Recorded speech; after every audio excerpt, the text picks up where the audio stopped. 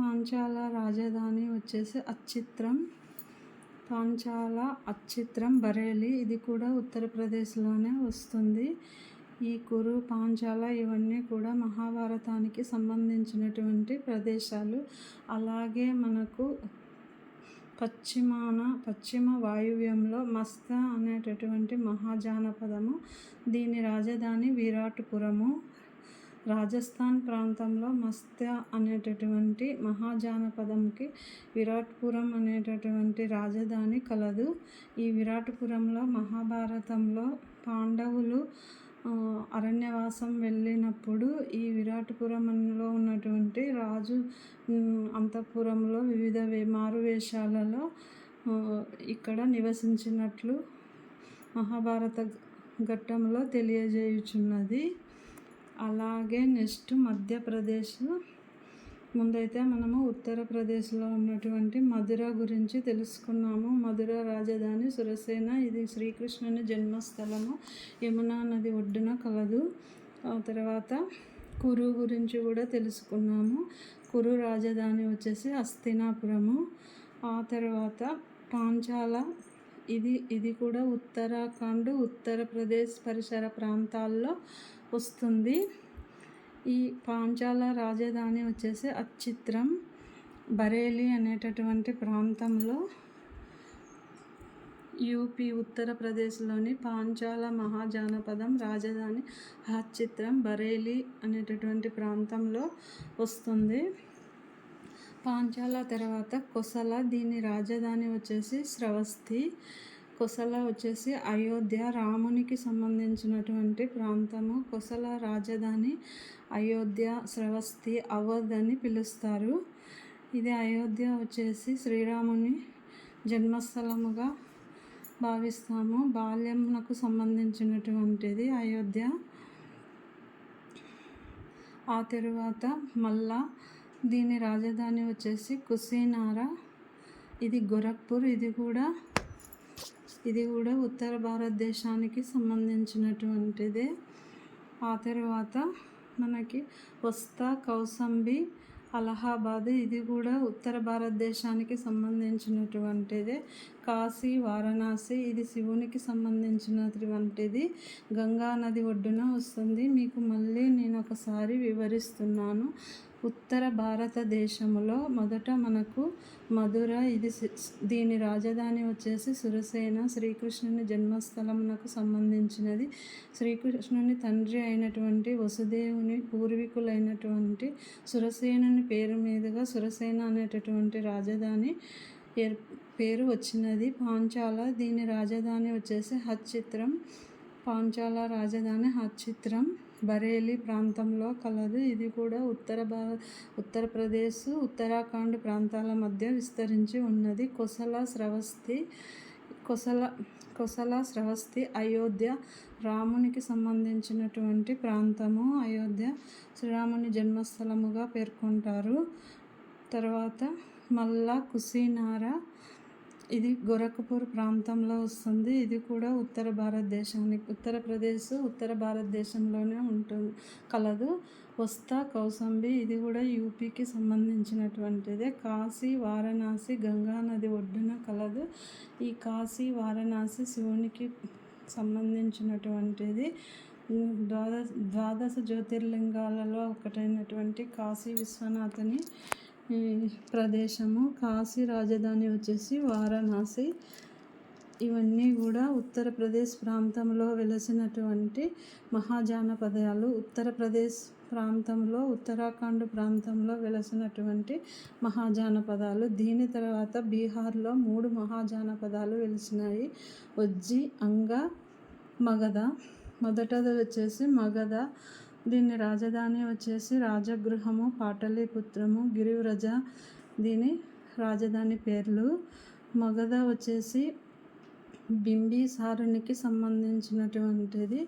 శుంగ వంశానికి చెందినటువంటి బింబిసారుడు, అతని కుమారుడు అజాతశత్రువు, అతని తర్వాత శిశునాగులు, ఆ తర్వాత నందవంశము, ఇలా తర్వాత మౌర్యులు మగధ సామ్రాజ్యాన్ని పాలించారు. మగధ సామ్రాజ్యం ఈ అన్ని రాజ్యాలలో కంటే కూడా కోసల, మగధ చాలా గొప్ప రాజ్యాలు. మగధ తర్వాత బీహార్ ప్రాంతంలో వెలిసినటువంటి అంగా రాజధాని చంపా. తూర్పు బీహార్ ప్రాంతంలో మగధ వచ్చేసి దక్షిణ బీహార్కు సంబంధించినదైతే అంగా రాజధాని చంపా నగరము ఇది తూర్పు బీహార్కు సంబంధించినటువంటిది. వజ్జి వైశాలి రాజధాని ఉత్తర బీహార్కు సంబంధించినటువంటిది. మగధ, అంగా, వజ్జి ఈ 3 మహాజనపదాలు బీహార్ రాష్ట్రంలో వెలిసినవి. ఆ తర్వాత మధ్యప్రదేశ్లో ఉజ్జయిని, అవంతి రాజధాని ఉజ్జయిని. చేది మహాజనపదము సుక్తిమతి. ఇవి 2 కూడా మనకి మధ్యప్రదేశ్ ప్రాంతానికి సంబంధించిన మహారాష్ట్ర రాదు, మధ్యప్రదేశ్ ప్రాంతానికి సంబంధించినవి.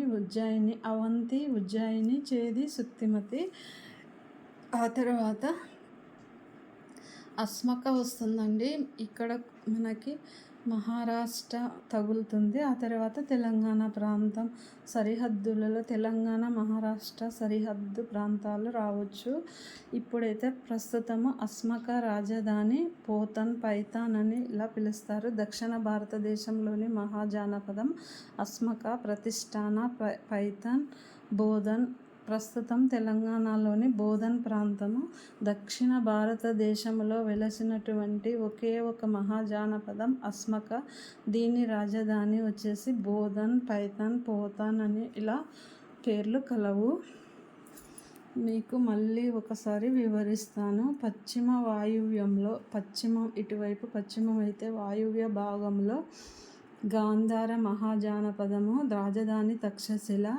కాంబోజ మహాజనపదము రాజధాని భోజపురము. ఇవి 2 కూడా వాయువ్య ప్రాంతంలో పాకిస్తాను, ఆఫ్ఘనిస్తాను, హిందూకుష్ పర్వతాల ప్రాంతాల సరిహద్దులలో వెలిసినటువంటి మహాజనపదాలు. భారతదేశంలో ఉత్తర భారతదేశంలో పంజాబు, హర్యానా, హిమాచల్ మధ్య ప్రాంతాల మధ్యలో కురు అనేటటువంటి మహాజనపదము వెలిసినది. ప్రస్తుతం ఇది ఢిల్లీగా పిలువబడుతున్నది.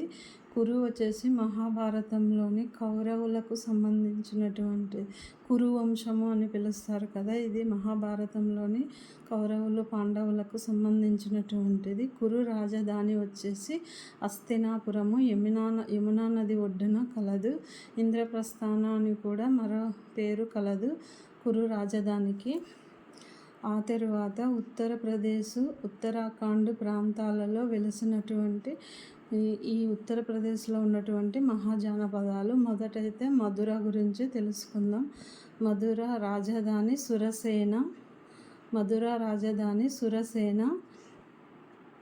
సురసేన మహాజనపదము. మధుర వచ్చేసి శ్రీకృష్ణుని జన్మస్థలము. శ్రీకృష్ణుని తండ్రి పేరు వసుదేవుని పూర్వీకులైనటువంటి సురసేనుని పేరు మీదుగా సురసేన అనే రాజధాని పేరు వచ్చినది. దీని తర్వాత ఉత్తరప్రదేశ్, ఉత్తరాఖండ్ పరిసర ప్రాంతాల పాంచాల, హచిత్రం అనేటటువంటి పేరు గల రాజధాని కలదు పాంచాల. ఇది కూడా పాండవులు, కౌరవులు వాళ్ళకు సంబంధించినటువంటి ప్రాంతమే. నెక్స్ట్ వచ్చేసి కోసల, శ్రవస్తి.